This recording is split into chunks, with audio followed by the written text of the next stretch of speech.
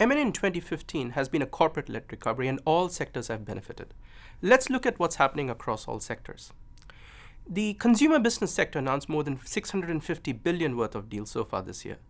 A large proportion of the deals were consolidation in nature.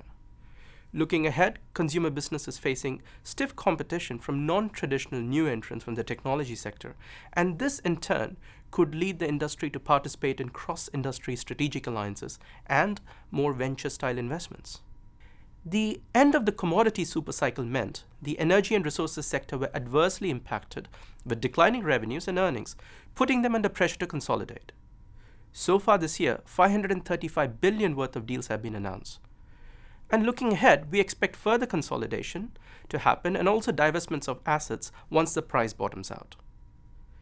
The manufacturing sector, on the other hand, was relatively subdued and announced only 297 billion worth of deals, similar pace to last year. On the other hand, TMT sector was the strongest performer and announced 928 billion worth of deals so far this year, significantly higher than last year.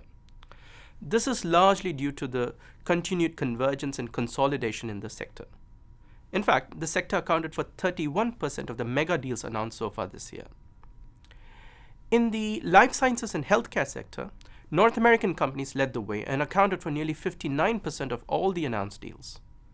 The combination of challenging economic conditions, pricing pressure, and favorable credit conditions have boosted deal making. The Pfizer-Allegren deal, estimated at $160 billion, was the largest of the year. And finally, the financial services sector. So far this year, they announced 321 billion worth of deals.